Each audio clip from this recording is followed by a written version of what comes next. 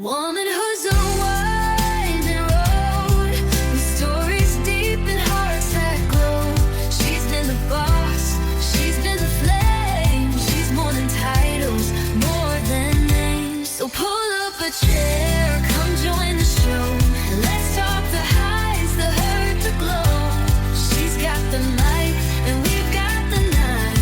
Let's live out loud, let's get it right.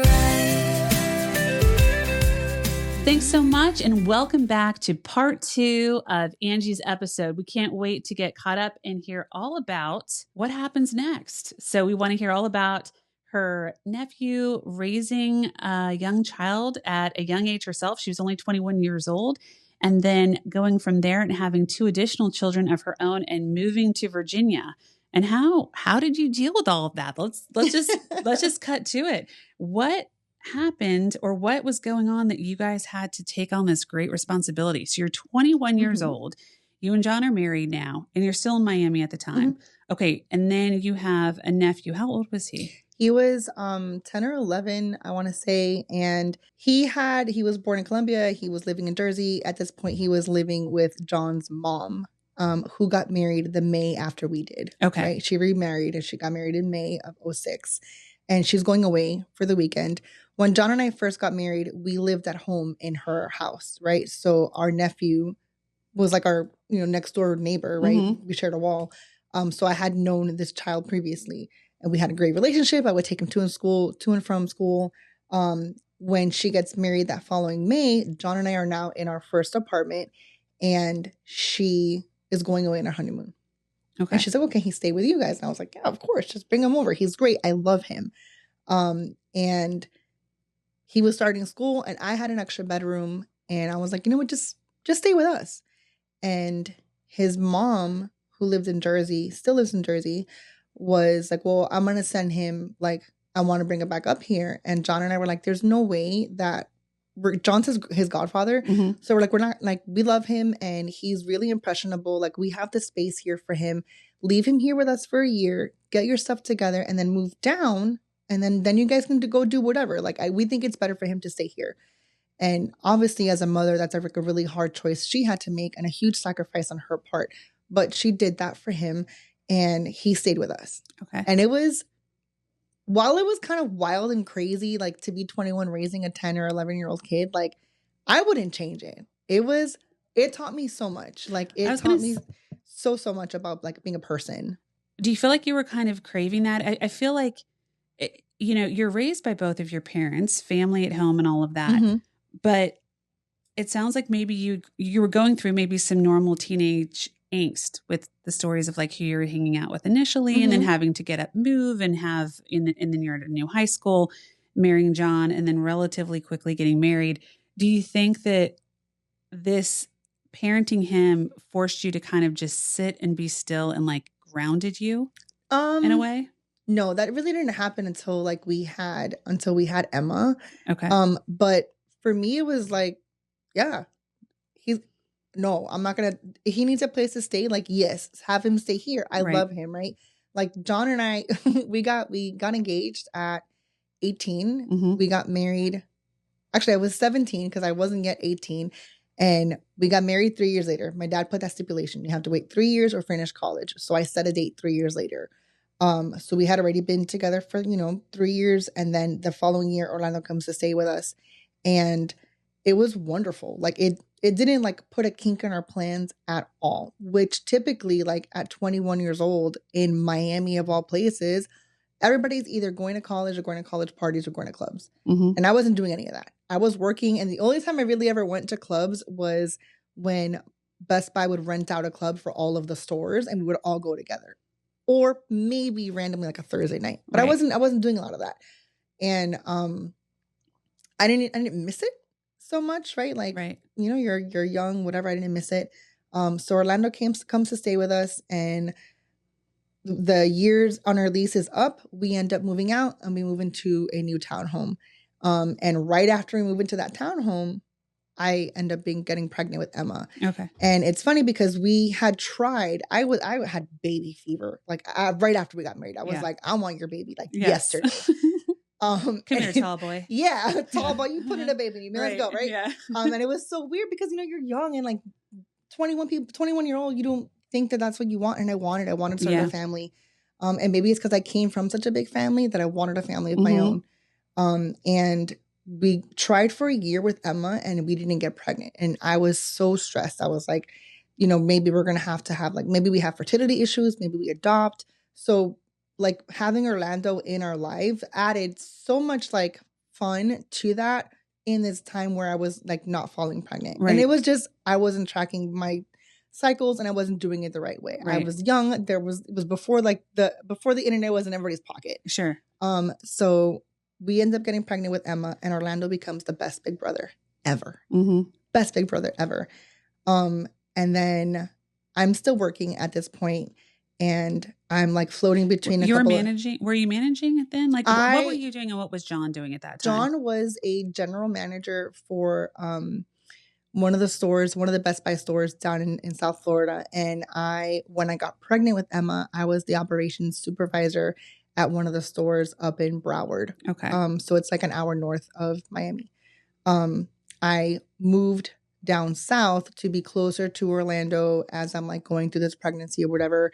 We only had one car. It kind of stunk for, like ever, not only just having one car. It was really hard. So getting pregnant with Emma, we have Emma, and then I'm like I'm working more part-time, not so much full-time. Right.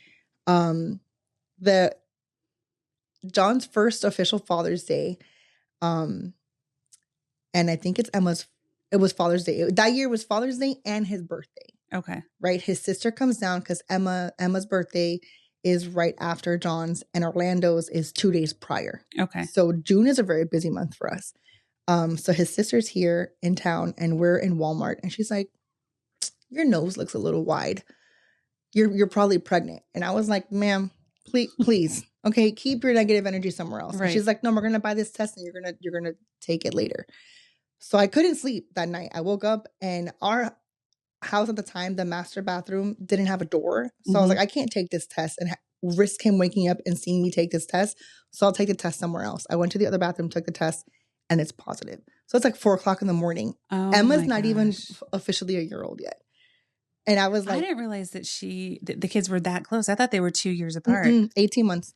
Oh, my 18 gosh. months. Just like my sister and myself are 18 months apart. Oh my gosh. And so I take this test and I was like, oh my gosh, I'm pregnant. Okay.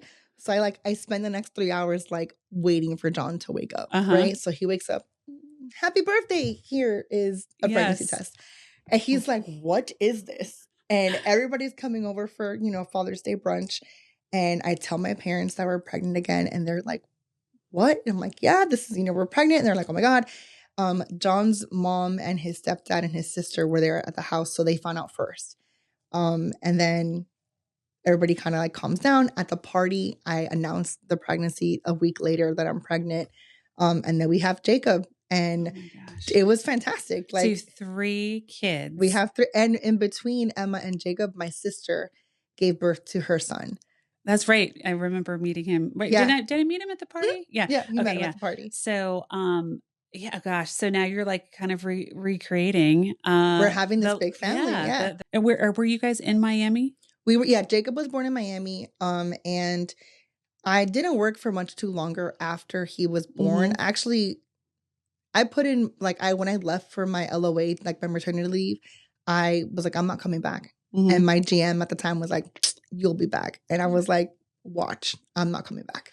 I said that to Becca. I said Becca's one of the nurses that left after she had her baby. But working at Wes Rejuvalase. is so cute. He's so cute. He's precious. But I don't know. I really thought, I wasn't completely wrong. They ended up moving and she did go back to work. Yeah. So I thought that I figured she would I knew she'd love being a mom. Yeah.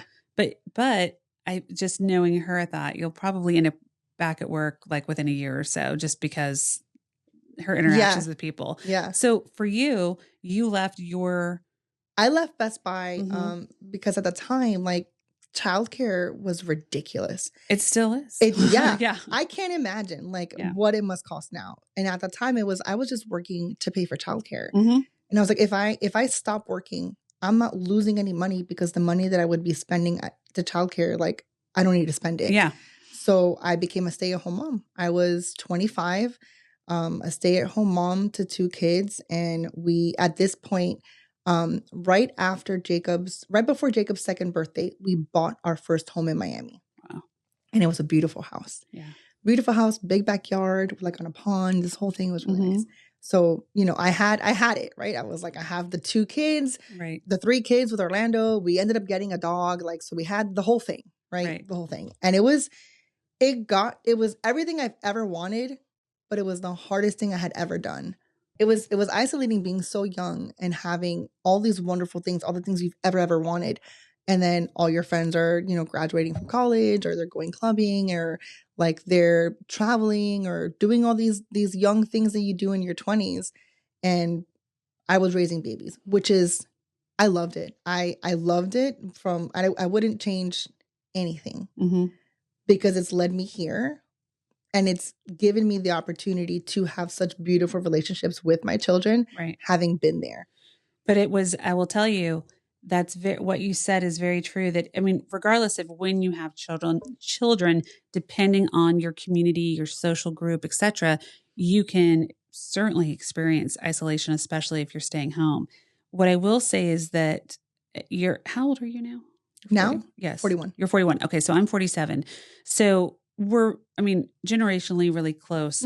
And what I would say is, like, I was 24 when I had my first. And that's exactly how I felt, because I'm in Northern Virginia.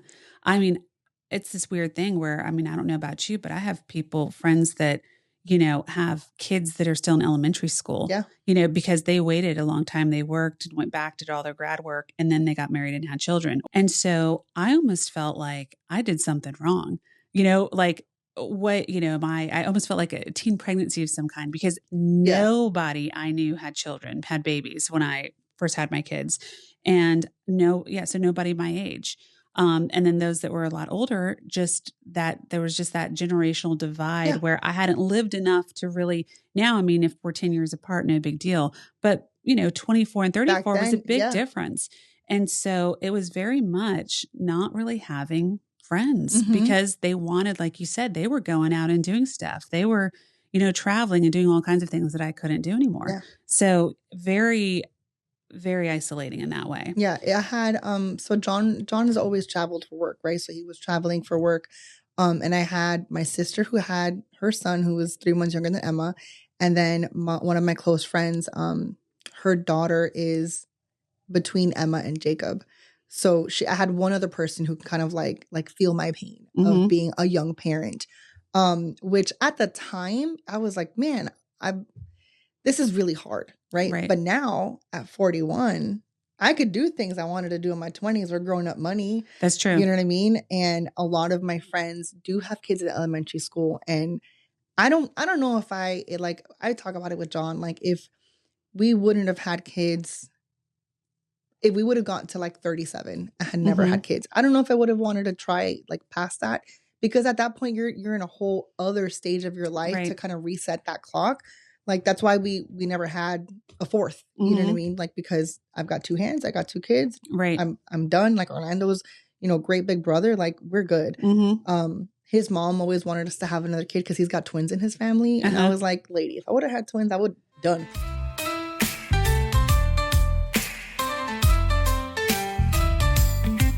Okay, let's be real. We all want that fresh, glowy skin that looks like we've been sleeping 8 hours a night and drinking green juice. Even when, if you're like me, you've been swapping that green juice for Coke Zero and you're getting more like 5 hours of sleep instead of 8. Well, that's where our medical spa, Rejuvalase Med Spa, comes in. We do everything from relaxing facials to laser treatments, body contouring, injectables, and biostimulation. The team at our medical spa really listens to you and customizes treatments based on your goals, your lifestyle, and your budget. If you've been thinking about giving your skin a little love or a big transformation, be sure to check us out at rejuvalasemedspa.com or feel free to stop by. You deserve to feel confident and radiant, and Rejuvalase Med Spa makes it easy. Trust me, your future glowing self will thank you.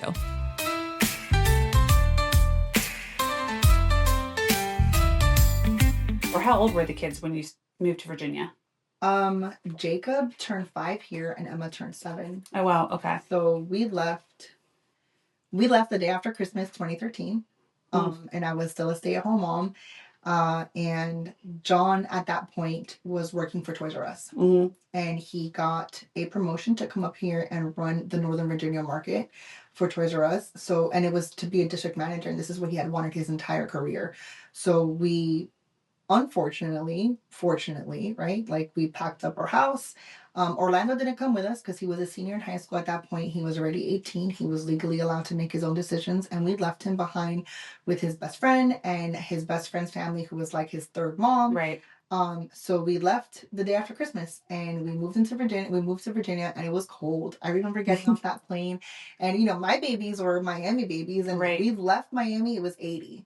We get here and it's like 41. Oh my God. They were That's horrible. freezing. And we honestly, we stayed our first week here in Virginia at the hotel across the street from the spa. Oh, okay. Yeah, Yeah. at the like town place suites or whatever. We stayed there. And then we rented a house not too far from where I'm living now, and the kids started in the middle of the year. Oh, that's difficult. But they had the longest Christmas break. Oh. Because they canceled school for snow and for weather. And that year was a year for snow. I remember that. It was like, it was too cold for the kids to be at the bus stop. In my house, I can see the school from my kitchen window. And I was like, I will walk these children to school. Like, let me make the decisions. Yes. So they were 4 and 6. They turned 5 and 7 here. And a lot of people ask me, like, why did we move to Virginia? Right? Why did we move to Stafford? Right. Right? And John's best friend is a Marine, and he did boot camp and he got stationed here in Quantico. And I was like, look, I will follow you to the end of the earth. But if we're leaving our family, I'm not moving anywhere I don't know anybody. So right. I love you from the bottom of my heart. You're going to have to drive however far you're going to have to drive, because I don't want to be out of at least one person I know. Like this 3-mile radius, right? Like we got to live near this guy. Well, you've already experienced that before, giving that up when you were a kid, going to Miami, starting fresh again, and then having that period. It's, the more I do these interviews, the more linear I see things. So it's your childhood, moving, isolation, like, of course, a lot of beauty within that, but there's not knowing anyone and just learning to navigate that again. And now, growing up, different school, different high school happens again. Then motherhood happens again. And now another big move. And so there's this pattern, whether you realize it or not, these patterns that happen. And I really think like it pulls from our memory and our mind. And it's like, I remember what that felt like. And because of that, I won't do it again. Right. This is the stipulation. I'll move, but we need this in place. Yeah. So this was this a friend that you knew in high school? Did this guy go to high school with you guys? John and him and John have been best friends since they were like 12 years old. Okay. So Mauricio, he went to, we met in high school. And that's John's brother. Like for all intents and purposes, that's John's brother. And he lived here, and I was like, this is the person we know. We're going to live, we're maybe 3 minutes from his house. Okay. And we moved maybe 3.5 minutes. Right. Like for the rental house. And it was great. Like it was great having like a piece of home, like family in that sense. Like my kids call him Tio. Right. Because that means uncle. Yes. And I was leading. And in like the Hispanic community, like all your parents' friends are your tios and titis, your aunts and uncles. And that's their deal, right? Like that's who he's been, and he is a great uncle to my kids. And he has been, and he loves to even now, like he'll take Jacob to Costco and he'll like have this great time at Costco with Jacob. And Jacob is like, oh, we talked about steak and we talked about, like cooking and whatever. And it's great making these memories, right? And so that was like the saving grace when we moved here, because it could have been, again, super isolating, not knowing anybody. And thankfully we had them here, and we met some of our closest friends through him and his ex-wife, and now his new wife is wonderful, and I absolutely adore her. She's like another little sister for me. I love her so much. But meeting them, and I still kind of want, like, they were all adults who had jobs, so I was still alone because I was a stay-at-home mom. And I remember coming across a Facebook post of a small business that was opening up in our same shopping center. And it was a yoga studio that was trying to build their client base, and the owner was offering free classes, like an intro, mom class. So I went. I was like, at this point, I had found fitness, and I had like that became an outlet for me. And I had always wanted to take a yoga class because I was like, oh man, I really want to be bendy, stretchy. Right. So I took the class and I fell in love with it. And I reached out to her, I asked her about memberships. And she had what she called a karma yogi program. And this karma yogi was you karmically work for the studio, right? I volunteered a shift a week, and in me volunteering, I would get paid in a free membership to the studio. Very nice. So that for me was like a great way for me to find people on my own, to make my own friends, like a little community of my own.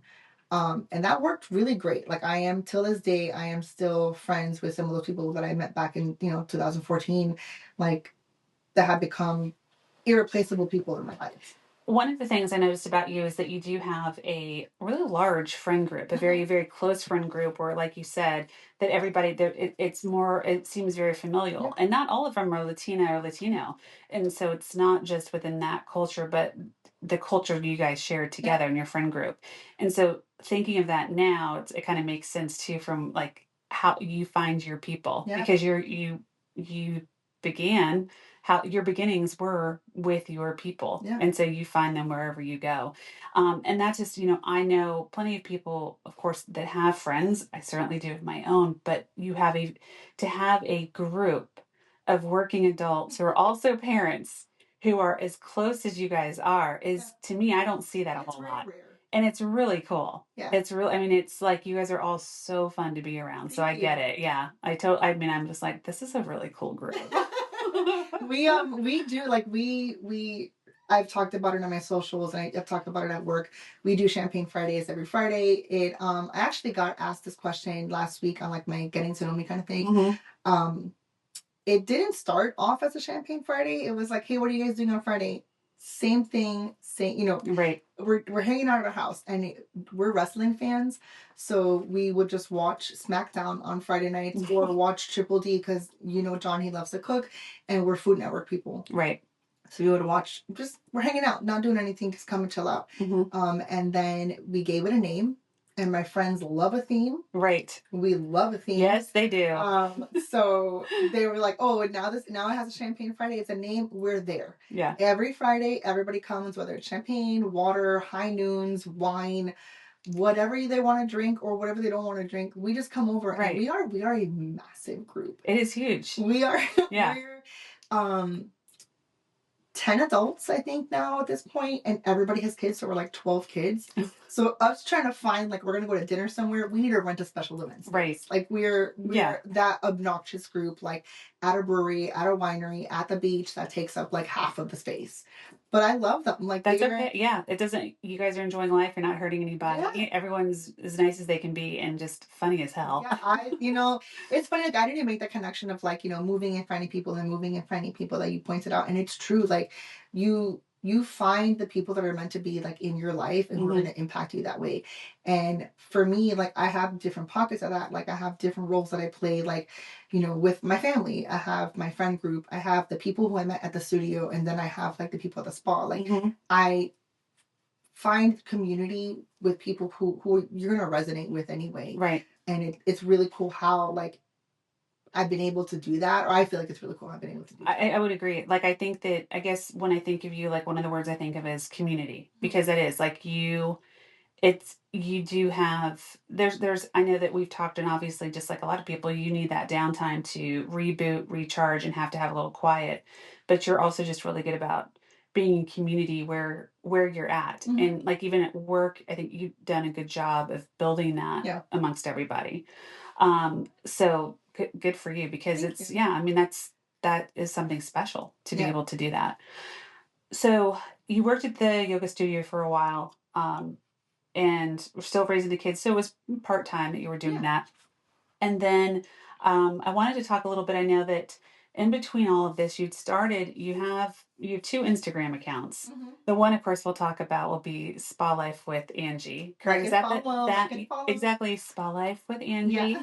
And she is a follower on the Talkstrap IG. You can find her that way too, but we will also have your handle and everything linked to all of this. But you you were posting where you were doing social media, I guess maybe as an outlet, but also just to inspire and encourage, because you had also during this time you were dealing with some things when it came to sort of body image. Yeah. And do you want to talk a little bit about that? Just share with us, just because again, something that so many of us deal with. Yeah. So back in 2013, I had always been very flat chested, right? I promise this is going somewhere. I had always been very flat chested, and I had always wanted to get a boob job. And I spoke to multiple doctors down in Miami, and there was only one doctor who was like, look, if you want to lose the weight first, and then get the breast aug, because there's no point in doing it now, and then you're going to lose the weight. You're going to need a revision. So you know what? That's really sound advice. So let me do that. And I lost in 2013. I think I lost, it was like 45 pounds, through a couple of different avenues of Weight Watchers, and then it was Beachbody. And it was great. I had never worked out. I hadn't like ran before ever. I developed a love for running. I developed a love for weightlifting. I developed a love for yoga. I became bar certified twice. I became a personal trainer, nutritionist, and it was fantastic until it wasn't for me. The Beachbody programs are phenomenal programs. They are very well structured. The verbiage started to kind of like feel a little funny for me sometimes, and then it was very regimented with the food. So I left Beachbody in 2019 because I had found fitness that spoke to me, and it was functional, and it was like spiritual. It was like going to yoga for me was almost like a religious experience, like transcendent, right? Kind of. Yes, very much so. So I decided to just kind of do things my own way, because no matter what I did or didn't eat, what I ate, what I didn't eat, what I did or didn't do, I had gained back about 25 pounds. And it put me in this really like hard space of like, how are you going to be a yoga instructor without looking like a yoga instructor, right? Because typically all these images are of very slim, like svelte, thin women, right? And I was curvy. I've always been, as hard as I tried not to be, I've always been a very curvy woman in my adult life. And I've always kind of struggled with like body image. I remember being 18, going to a gym and like walking up to the door and making John leave because I was like, I'm too big to be at the gym. Right. And I wasn't.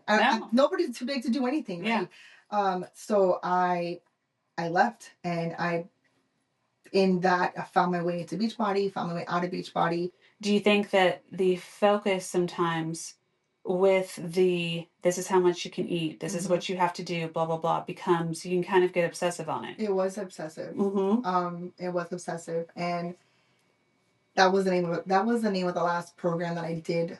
Yeah. That was the one that made me leave Beachbody for a while. And then I went back as just a client, not a coach. It was 80-day obsession. And the workouts, fantastic.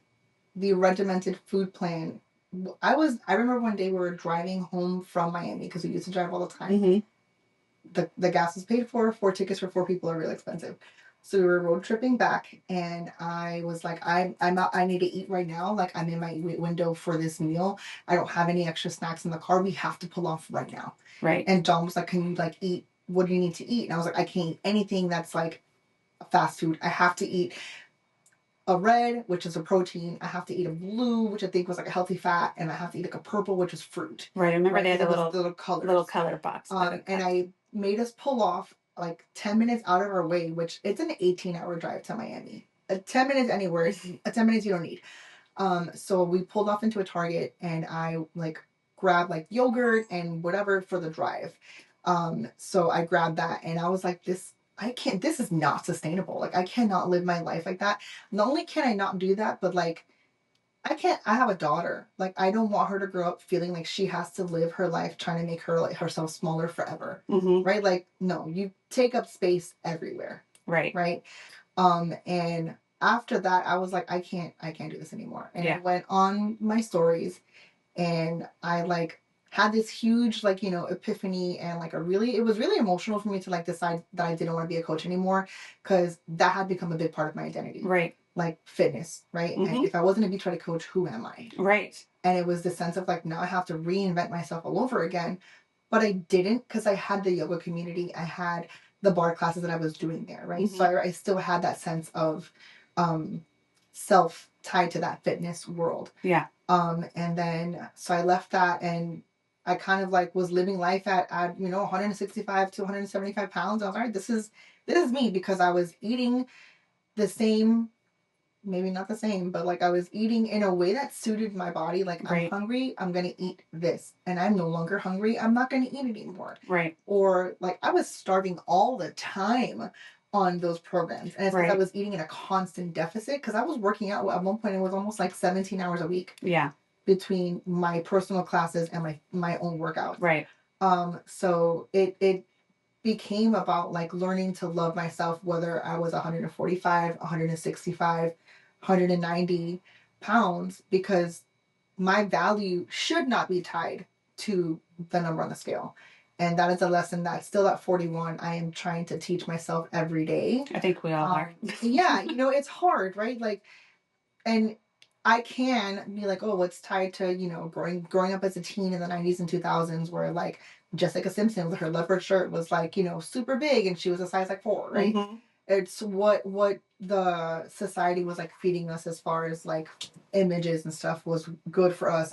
It wasn't, right? Like that kind of stuff wasn't helpful. So it was changing my social media feed, so that what I was ingesting every day via social was more helpful to the goals I wanted at that moment in time. Because when I first started my fitness, my Instagram feed, it was selfishly to just gain more clients as a coach, right? But then it evolved from being the person I needed to see and couldn't find on social. So it became very inspirational, and I was told that a lot of it became, you know, it's like people were following me because I was so real and so authentic, and you weren't tiny. I wasn't tiny, right? And I wasn't this like typical bar instructor. I wasn't a typical yoga instructor. I wasn't a typical fitness coach. And there's nothing wrong with that. I just fit a different mold, right? And I was making fitness accessible to people who looked like me. Right. And that could be really daunting. Somebody starting out, like coming to a gym, coming to a class, and you're like, there's nobody who looks like me here. Like, there's nobody in this video who looks like me. Like, they don't have the matching biking shorts and sports bra. That's why I love working out at home. I'm barefoot in my pajamas. Yeah, nobody cares, right? Yeah, who's gonna see me? Nobody. So you're on this journey, and within a couple years of that, you see that there's a job opening at Rejuvalase Med Spa. Yeah. And you've done some things. You've done some filler elsewhere. You had done, you know, different experiences with filler talks, that kind of thing. And so it was an area that you had been curious about and been interested in before. And what kind of was the push that had you apply for the position? Because you started off working at the front desk, and of course now you're director of ops, and you've been there for well over a year. But when you first got your position, what was it that led you to apply? So Emma was starting her senior year, and Jacob was, I think, a sophomore in high school. And John was getting another promotion, and he would be busy. And I was like, you know what? Like, I had gone back to being a stay-at-home mom because I wasn't teaching anymore. I wasn't teaching fitness classes anymore, and I wanted to go back to work. Like, there was no reason, quote unquote, for me to go back, for me to be a stay-at-home mom anymore, because my kids were big, right? So this was like, all right, now let me find something to do. I was turning 40. I didn't want to be a cashier. And I had always had an affinity, like, of personal vested interest in skincare. As a teen, I wasn't very much like into, you know, makeup or anything. I remember having to like separate my lashes with like a bobby pin because they were clumped together. But I saw that there was an opening there at the spa, and I figured, you know, what harm could it do to apply and work maybe 3 days a week? Right. And look what you got yourself into. She's like, how do I travel still? I'm like, launch your vacations. You gotta now you have an overlap. But you know that I travel all the time. I know. I'm like, we can. Just gotta balance it. Just gotta balance it. So yeah, no, I applied, and I remember walking into that space because when I was working at the yoga studio, we had originally been, we as in Rejuvalase was on the opposite end. That now houses our school. Yep. And Nova Laser and Aesthetics Training. Shameless plug. Yes.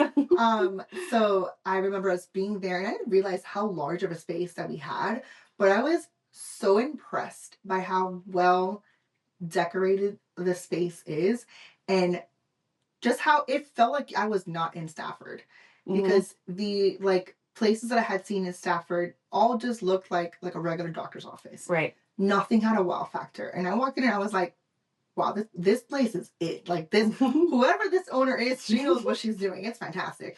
And I didn't even interview with you first. You were there. I interviewed with Miranda and I interviewed with Becca. And it was wonderful walking in. And I think Taya was running the front desk today. And I met with Becca and Miranda, and Becca gave me a tour after, right? And she made it was like, oh, this is where you're going to blah, blah, blah. This is where you would blah, blah, blah, blah. And I was like, oh, I think I got the job. This is fantastic. And you guys had just gone to Puerto Rico. And I remember coming home and John was there. He's like, how'd it go? And I was like, I want this job so bad. Yeah. I want this job so bad. And he was like, why? So I was like, oh my God, it's beautiful. Like the people that work there are really nice. Like, I'm like, babe, this is so me. It's so Angie coded. It's so on brand. It's so on brand. And he was like, okay, well, hopefully you get the job. And I think Miranda messaged me. I think it was like, I interviewed like on a Thursday. I didn't hear back from her Friday or Monday. And I was like, I didn't get the job. Oh no, I didn't get the job because my availability, because Emma didn't have a car. And I had to work. I could only work until like 3 o'clock or something. And I didn't get the job. And John was like, are you kidding me? He's like, no, we'll figure it out. They'll Uber or whatever. You want this job, tell them that you'll change your availability. So I did. And then Miranda was like, wonderful. We'd love to have you on board. And I was like, I know. Yeah. Yeah. Yep. So I remember, and I think I had actually done like follow-up job interview and everything with you too. And we really, really liked you, but it was the availability. And now it's funny because you've been there long enough too, that if somebody else came in and applied and was like, I can only be here until 2, you'd be like, sucks to suck, Bobby. Yeah. Like, sorry, not going to happen because when you are then in that position, you still want to be able to have those Fridays with friends, and you still want to be able to like be home and do stuff with John and to have those travels and things. And so you have to have the staff, you have to be staffed to do it because otherwise it falls on you. And and so now it's like, got it. Yeah, now I'm like, oh, got it. Yeah, nobody was trying to be whatever. They just are like, hey, man, we really need like help. Yeah.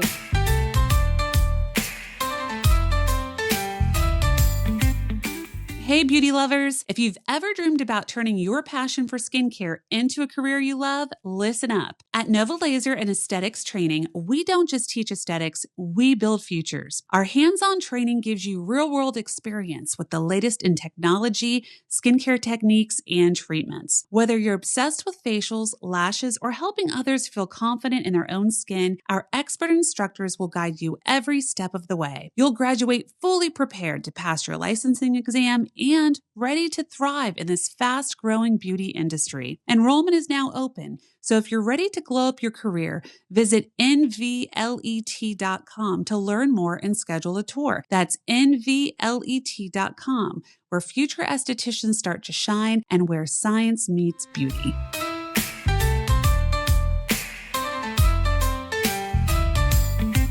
What has been something that you've really learned or taken away, learned about yourself, and perhaps that you're thankful for or grateful for? First and foremost, I am grateful for the fact that you guys took a chance on a person who had never once held an office job. You mean a Puerto Rican Cuban with a Colombian accent from the Bronx / Miami? Yes, ma'am. Yes, ma'am. So like I had no... I wasn't very positive that I was going to get the job, right? Because I had never held an office position before. And I hadn't worked in a typical job for almost 20 years, right? I think it was like 16 years. So I was not very positive that this was going to go well for me. So I was, till this day, I remain very grateful that you guys saw something in me and you wanted me to be a part of the team. Definitely. I have learned about myself, that undiagnosed ADD is a superpower. Yes. It's great being able to multitask, and I learned how much I love talking to people. Like we're on a podcast, right? Like you wouldn't have asked me to come on here if I cannot speak, right? I can speak to a wall. Yeah. I speak to myself when I'm up front alone. But it is very much that sense of community, of speaking to people and building relationships. And I've learned that I thrive on that. Did you, when you were hired, were your aspirations or thoughts at that time that you would want to do a full-time job and have the amount of responsibility that you've taken on? Did you see that as something you wanted to do or would want to do? I kind of had the idea that that's where it was going to go. Not to this level, but with it was revealed to me that Becca was pregnant shortly after I got there. Yeah. Right. So I knew, like, based on the questions that Miranda asked me, about like leadership positions, and I was like, look, I don't know if I would ever be able to get my RN and become an injector. I was like, I love operations. I'm like, so you need me up front, I'm your girl. Right. Anything operationally, I give it to me. And I remember very clearly telling her that. So I was surprised at how quickly it evolved from being like 2 days a week to the 3, and then now I'm there, full time Monday through Friday, even before taking on this new role. It's great that we have a team that works really well together, right? Because that's another thing to be grateful for, because when I interviewed, I asked, like, tell me about the culture here, because this is a team of just women. Yeah. And it can easily get very catty. Yes. And it could easily get very high school. And in the year and a half that I have been there, I have never not once had an incident like that where it was like, ugh, I hate my coworkers. Right. No. We are very familial. Like, we have traveled together. We care about each other. We have had, deaths in the family. We've had illnesses. We've had all these different things that have happened. We've had, Becca with her pregnancy. It was wonderful to like watch her belly grow, and and now I see baby Wes on social. Yeah. And it's been wonderful to look forward going to work every day, knowing that I work with a bunch of people who want to elevate each other. That's, you don't always find that. And it's great. Like, I mean, there are frustrations that we have on a personal level sometimes with one another, like nothing crazy, or from a employer point of view, that's going to happen. And I think that that's to be expected, because in any of our relationships, whether they're personal or professional, there can be that. The difference is that it doesn't go into another place. Right. Because as frustrated or annoyed as one another can be, and again, that's not a normal thing that happens, but it's still within this level of, but I want us to be the best we can be. And how do we make this better? Or how do we resolve this? And so I think that's really important. And yeah, it only takes one person to really shift the culture in a good way or in a negative way. And I try to be really careful with that. Yeah. And to pay attention to that when we're employing people, and especially in the first, month or so of hiring them, just because it really just takes one to really, they say what one bad apple spoils the bunch. Yeah, because it becomes a really bad habit. That kind of talk, and it's happened before, and we nip it, but it's a danger, because when you've got something like we've got, we want to keep it there. Yeah. And so it's also just having everybody that works there understand their ownership for that part of things, and to not accept anything less from each other. Yeah. Yeah, it's the relationship building for me, like you said, like relationships, right? Like that's huge. That is a huge part of who I am. And in chatting, right, like you've seen that, like it's all relationship building in my community and stuff. And I love that my relationship with our clients is so different on whoever comes in here. Right? Yes. Because we have clients where it's very girlfriend-esque, where it's very, very friendly. Then there's clients who are like, oh, like older ladies, it's like very grandma-esque, So it's the ability to see them walk in and, hey, how are you? Good morning. And they're like, hey, super happy to be there. I'm happy they're there too. And I genuinely am, oh, I know this couple just retired. They're going here. This person just went on a cruise. This person is going on a cruise at this time. This person likes to go to, do dinners in DC too. I'm there all the time. Where do you go? Right. So it's all about, and that's one of the things that, like, I don't think I would ever trade. Like, well, and I think that that's something that, again, just with our business, being there as long as we have been, and having clients that have been there for so long, is maintaining those relationships. Because let's be honest, like, work isn't half as enjoyable if you don't have those relationships. And I mean, I would say that I guess I love a good before and after when doing these services, but it's seeing these people, and like you said, I mean, knowing these things about them. And one reaching out to me like 3 weeks before she had her baby. She just had her baby. Oh my gosh, she's adorable. And she reached out, after I was like, oh my gosh, he's so precious. Congratulations. And she's like, I can't wait for you to meet him. I'm like, that's cool. I love those things. And you get to see even more of that because you get to see everybody's clients. Yeah. So, and that's what's so special. So here we are. You're in this great spot. You've done amazing things and continue to do that and to continue to grow. And now, even though you were part of the community at Rejuvalase, now you are really you are tasked with continuing to build that community. Now you're kind of in charge of it, if you will. Yeah. What would you say? Exactly. Follow Spotlight with Angie. So, so looking at, say, the next 6 to 12 months, what do you see for your position here? What are you hoping to grow or change, improve? What are the things that you want for yourself on a professional level and then also on a personal level? I want to continue. I want us to become like a pillar. Like when people think like med spa services in Northern Virginia, I want them to know us, and not just Rejuvalase. I want them to know Maggie. I want them to know Ashley. I want them to know Taya. I want them to know me. I want them to know our staff as masters at their craft. And we have that, like, on our social followings, and we do have a big sense of community with our clients who love us and who talk so wonderfully about us, and I love that. Thank you so much, you guys. And I want to continue to build on that because I feel like I'm oh, where do you work? Well, I work at Rejuvalase. Yeah. Like, I am so proud to tell people where I work. Yeah. It's fantastic. Because it's not easy. It's a woman-owned business. Like, you're a small business owner, female-owned business, and you're doing the thing. And we're doing the thing. I'm lucky to be a part of that team. Especially when I'm grumpy and feeling stressed. Like I was earlier. It's come to the par for the course. You know what I mean? Like, it's doing the thing, and I'm just so honored to be there and to continue to grow and be a part of that legacy. Like, I want that so bad. Well, and you're doing it. So it's not even like just it's there, boom. Like, it's an active live thing that you're working on, and you are doing that. We're continuing to grow, build, and just get better and better. What for yourself do you want? I mean, you've got one kid in college, another is he a junior? He's a junior. Junior. Okay. And a husband who's also at a point where he's continuing to grow and thrive in his career.